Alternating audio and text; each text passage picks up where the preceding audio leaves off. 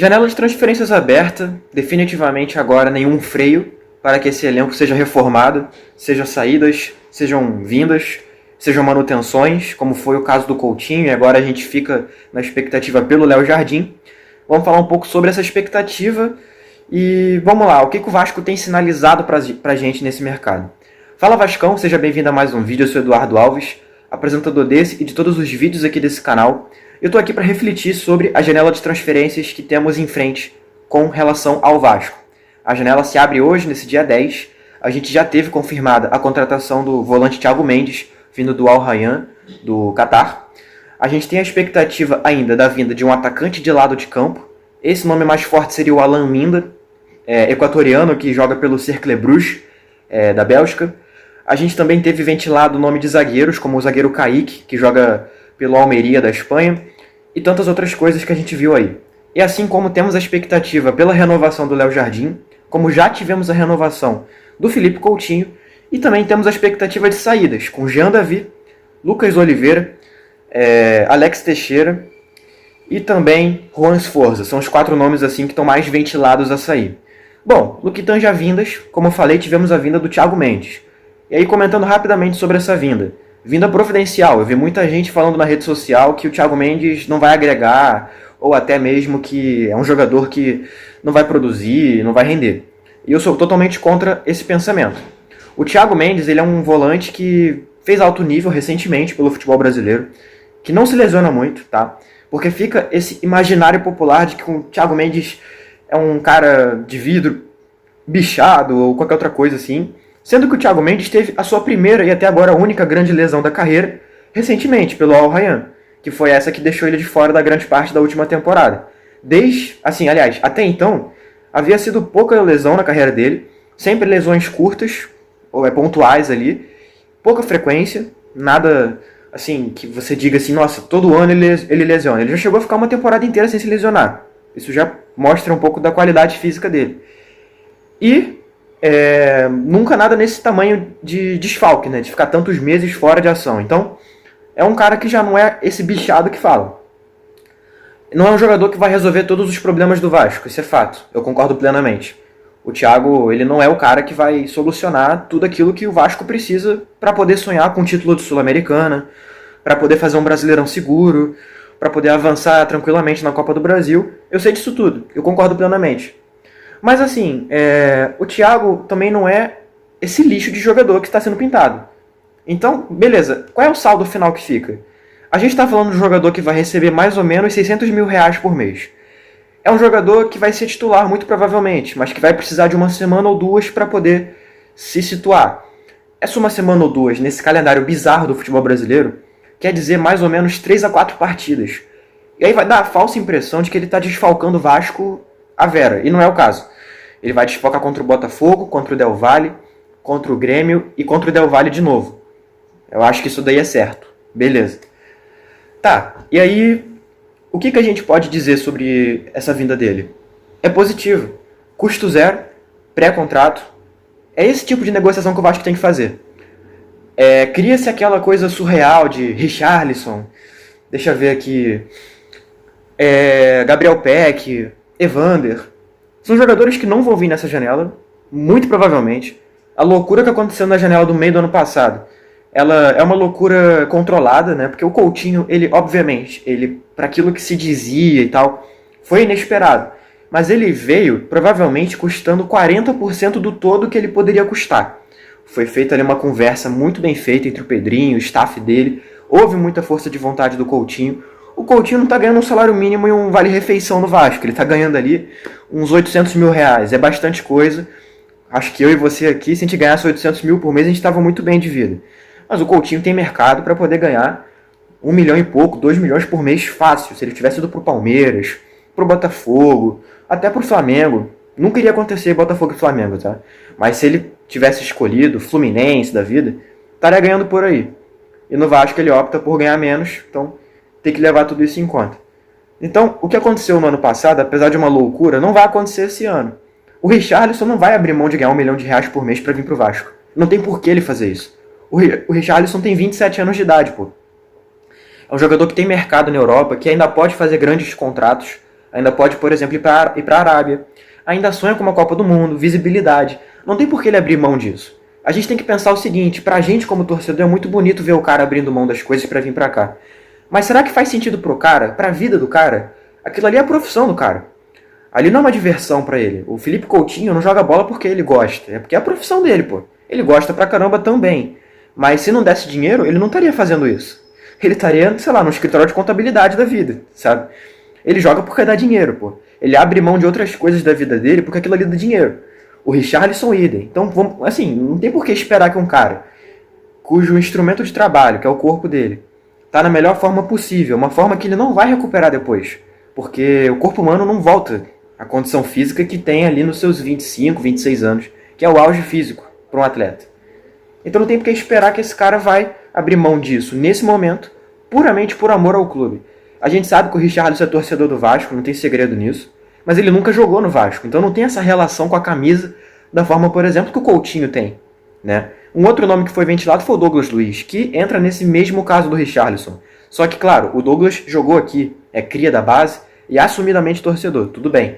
Mas é inimaginável o Douglas abrir mão do que ele tem condição de ter na Europa para voltar para o Brasil nesse momento.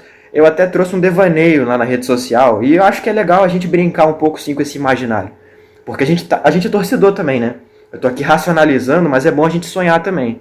Então, assim, o Douglas, ele tem mercado na Europa? Tem. O mais provável é ele ficar lá? É.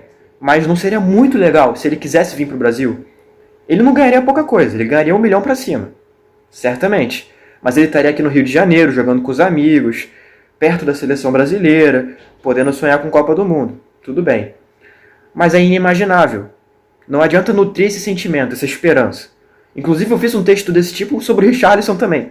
Mas eu tô vindo aqui, ó, destruir esse texto. Não tem por que ter essa esperança. Esses caras não vão vir. E o Evander e o Peck, mais ainda, porque ainda não tiveram esse grande contrato na carreira, jogaram em mercado ainda alternativo. Se voltarem pro Brasil, é para ganhar um bom salário. Então não faz sentido vir pro Vasco, que tá passando por recuperação judicial nesse momento.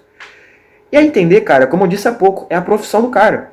Eu só vou ficar chateado se eu ver o Evander e o Peck no Flamengo, no Fluminense ou no Botafogo. Mas se for pro Palmeiras, se for, poxa vida, pro Corinthians, eu também não vou ficar feliz, assim. Eu vejo o Thales Magno no Corinthians, eu fico insatisfeito. Mas eu não vou falar que eu fico triste. Ele tá ganhando um bom dinheiro lá, entendeu? Então, é isso, cara. É aceitar, o futebol é negócio. Não tem pra onde correr. E aí tudo bem. O que eu espero do Vasco nessa janela de transferências? A gente viu que já veio o Thiago Mendes. É como eu falei há pouco, eu não espero uma grande contratação. E também vejo como grandes lacunas o lado de campo, um zagueiro, de preferência um titular, mas eu acho que não vai vir esse cara, até porque há uma grande esperança no Maurício Lemos, então natural que ele vai ter ainda alguma sobrevida, tudo bem. E eu pessoalmente quero um reserva pro Verratti. Mas Eduardo tem o GB no elenco. O GB não vai resolver a vida de ninguém. O GB é um garoto da base, ainda em maturação, vai se refinar com o tempo, mas já passou por um grave problema físico na carreira, perdeu uma temporada inteira e recentemente teve problemas no exame médico para a transferência dele para o Fenerbahçe. Eu gosto muito do GB, eu torço pelo futuro dele, mas de colocar esse peso dele ser o reserva do principal jogador desse time não faz sentido. É queimar ele. O Ryan também não é esse cara. O Ryan não é esse reserva do Verratti. O Ryan tem sido um ponta. Tem sido um jogador titular desse time, inclusive. Na verdade, a gente tem que pensar em reposição para o Ryan. Não no Ryan ser reposição de alguém. Nesse momento, o pensamento tem que ser esse. Então, tem que trazer um ponta e tem que trazer um reserva para o Verratti. O zagueiro, como eu falei, eu espero um zagueiro titular. Mas eu não acho que vai vir esse cara. Então, com a iminente saída do Lucas Oliveira, tem que trazer um reserva. Esse reserva, na minha opinião, tem que ser no mínimo do nível do Lucas Freitas. Aí vai ter aquele bom e velho comentário. Poxa, falar é muito fácil. Como é que você vem aqui e fala o que tem que ser feito e não indica nomes? Esse não é o meu papel. Eu não sou scout.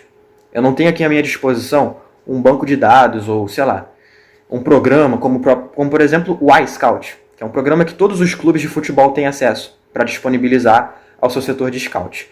O scout é pago para isso. O scout tem que trabalhar para isso. O departamento de futebol também, mas o scout principalmente.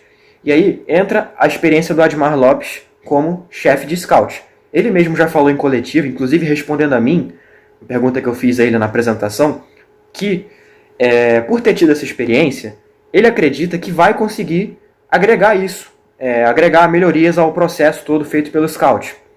Então é isso que é o diferencial que eu espero do Admar Lopes. É trazer um processo mais eficiente desse scout, que durante muitos anos era chefiado pelo incompetente Vitor Bastos. Cara, eu já fui atacado porque eu questionei a competência do Vitor Bastos na rede social. Tudo bem que eu me equivoquei ao colocar o rosto dele, e aí meio que fica travestido ali como um ataque pessoal ao cara. Eu compreendo essa confusão, tudo bem. Mas eu vi gente questionando a minha crítica. Como é que você pode dizer que o cara é ruim se você não está ali dentro vendo como é que acontece a coisa? Galera, basta ter 2 olhos, 10 dedos para digitar e acesso à internet. Um computador também é muito bom. Você vai ver as contratações feitas pelo Vasco e você vai ver que o Vasco nunca, quase nunca, na verdade, foi criativo nas contratações. E quando fez, errou feio. Poucas vezes deram certo. Eu posso lembrar de cabeça Germancano. E mais recentemente o Pablo Verratti. Mas o Verratti, muito mais mérito do departamento de futebol do que do scout. Cabe lembrar, o departamento de futebol ficou entre os 2 artilheiros do futebol argentino, Michael Santos e Pablo Verratti. Isso não é trabalho de scout. O scout é para você identificar um talento em ascensão. O Verratti gera um talento consolidado, assim como o Michael Santos. Ele gera um artilheiro de uma divisão nacional, sabe? Então, assim, o trabalho do scout nos últimos anos, para mim, foi péssimo. O Vitor Bastos já saiu, assim como o Ricardo Leite, que era o seu subordinado mais atarefado ali, com mais atribuições. O Ricardo está no São Paulo, o Vitor Bastos estava no Atlético Paranaense, foi demitido, não sei se foi contratado por algum clube, mas definitivamente o scout precisa melhorar, precisa ser melhor tratado também, porque vamos combinar, é um departamento sucateado há muito tempo, inclusive em anos recentes o scout do Vasco sequer era acionado, assim, pelo menos a informação que veio a público muitas vezes o scout da 777 era acionado. Então até, por exemplo, contratações como Orediano, Manuel Capasso, enfim, foram dos scouts da 777, o entendimento que fica é esse. Enfim, cabe uma explicação, cabe uma elucidação, não cabe a mim trazer isso. Eu não estou fazendo parte disso. Cabe a mim observar e comentar, é o que eu estou fazendo, beleza? Então, de novo, o que eu espero do Vasco? Contratações pontuais. E aí, falando sobre as saídas, como eu mencionei há pouco, cara, primordial que Alex Teixeira, Lucas Oliveira e também Jean Davi saiam. Juan Sforza, eu sou contra. É um jogador que pode agregar, que tem talento, o salário dele é alto, natural que seja. É um jogador jovem, com mercado, a gente pagou caro para tê-lo. Então, natural. Nem tudo vem de mão beijada, mas é um jogador que dá para ser lapidado. E que se a gente vender, a gente vai se arrepender. Como se arrependeu da venda do Orediano para o Cincinnati, porque poderia ter sido muito maior o valor. Eu acho que vale segurar o Sforza. Porém, já há esse cabo de guerra, entre aspas, entre Jair e Sforza, porque são 2 volantes que entregam um pouco ao time e que recebem muito, mas o Jair parece que já tem ali essa tutela do Diniz, então deve ficar. O Sforza parece que ainda não foi agraciado com essa tutela. Então vamos ver. Mas eu sou contra. Eu acho que ele pode ficar. Eu acho que tem outros elos que você pode abrir mão nesse elenco. Por exemplo, o Matheus Carvalho. O Matheus Carvalho, para mim, há muito tempo não se prova em campo. Vamos ver se com o Diniz ele melhora. Mas assim, abrir mão do Sforza e manter o Matheus Carvalho, qual é o sentido?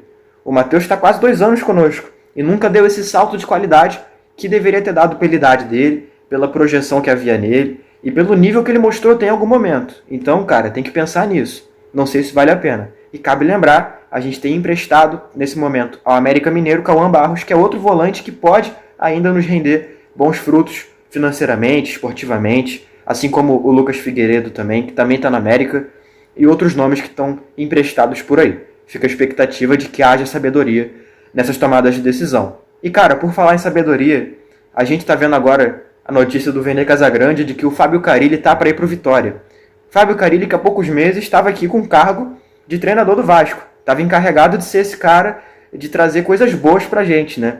E aí, olha o tipo de mercado que o Carille tem. Todo respeito ao Vitória. O Vitória é uma equipe financeiramente organizada, sim, tá? Não é uma equipe de Série B, não. Mas vamos combinar que o Vitória não é desse escalão vitorioso do futebol brasileiro? Não tá nessa metade de cima da tabela, pelo menos no que tange a projeção? Claro, o futebol é do imponderável, pode ser que chegue a estar nesse momento, nesse lugar em algum momento. Mas vamos combinar que o Vitória não era para estar lá não deve estar lá, na verdade, e é esse tipo de mercado que o Carille está tendo. E essa foi a escolha do Vasco para iniciar o trabalho da temporada 2025. É de se refletir, né? Vamos ver se com o Diniz a estabilidade necessária fica aí para que ele possa trabalhar. Parece ser uma decisão acertada a vinda dele. Mas é de se questionar, mais uma vez, pela terceira vez falando isso, o nível de tomada de decisão da diretoria do Vasco. Fica essa reflexão aqui no final do vídeo. Obrigado a você que viu esse vídeo até o final. Sempre recomendo like, inscrição.